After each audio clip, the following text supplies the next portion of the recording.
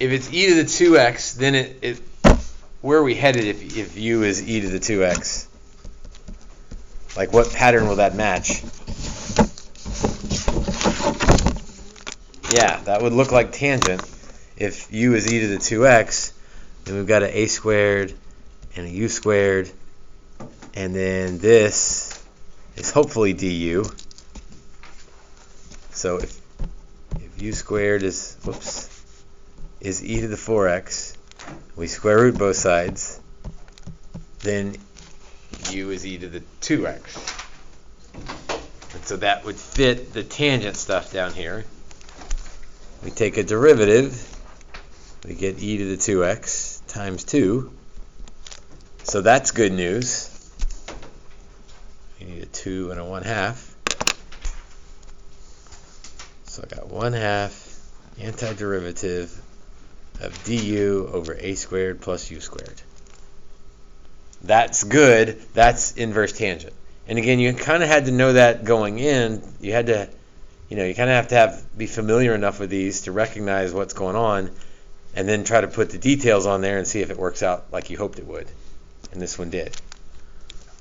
So 1/2 inverse tangent. Inverse tangent is the one that has 1 over a out front. We never wrote down what a is, but a would be 3. So 1 over 3 inverse tangent of u over a, e to the 2x over 3, and then plus c. But if you didn't pick u correctly, you could be spinning your wheels for a while on that one. You had to recognize that, hey, this kind of looks like inverse tangent. Can I fiddle around and make everything work out to give me the right answer? Go over 7. Yes. Is there anything else on number 8? 7. Okay. I think I gave a hint on number 7.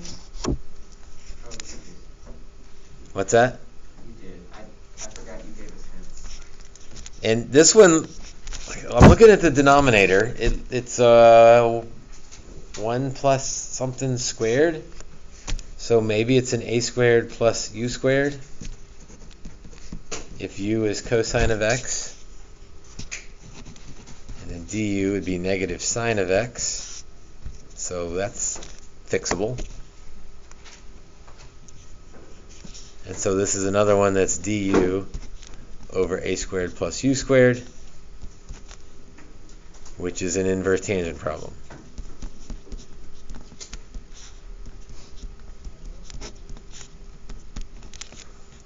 I didn't even write a as 1 because it didn't do much, but a little overkill with the over 1s there, but it's just a reminder that tangent has the 1 over a out front and u over a right there. Again, if you're fine with that and you don't want to put over 1, I get it. I'm just trying to remind us that the a goes underneath both of those.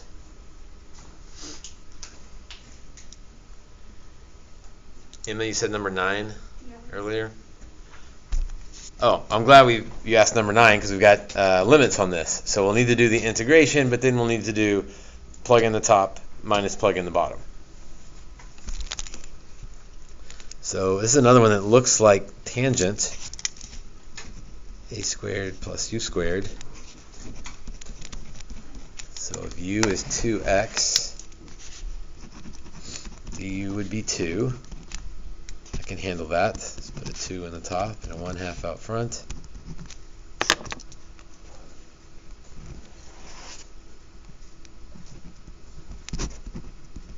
So yes, it matches the pattern exactly. A is 1. Get kind of lazy and stop writing a is 1. So 1/2. Okay, I've got the u and x deal I've got to figure out here.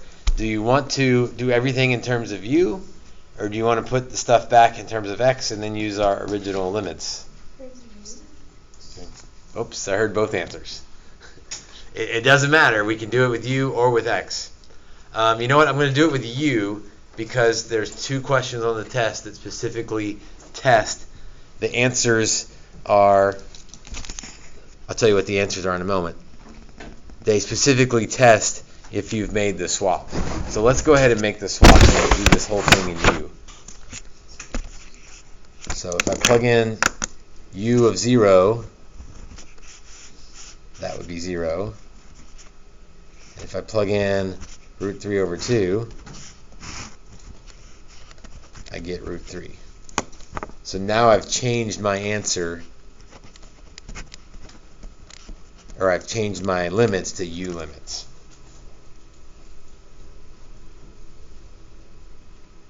Okay, there's 2 on the test where the answers look like that, basically. They stop midway, and the limits aren't highlighted in green like that, but they may as well be, because that's the main difference between the answer choices. And the answer choices are, did you switch the limits to U limits, or did you do all the U substitution right, but then leave the X limits? So be careful on that kind of problem. All right, but we're not done with this one. So that would be inverse tangent of U over A, although, yeah, I don't want to put 2x back in because my limits are in U. So I need to stick with U. U over 1. 1 over 1. From 0 to root 3. So I've got to leave this as U because I switched my limits to U.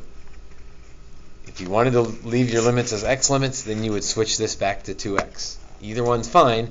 Just make sure that everything's synced up. I got all U stuff, or you got all X stuff. One or the other.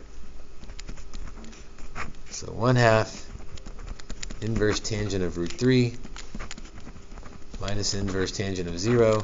That is a safe stop because that is not calculus. That is calculator ready. So if you're panicked about the unit circle, you can maybe sneak your way around it as long as it's, a free response question. Inverse tangent of root 3 is pi over 3. Inverse tangent of 0 is 0.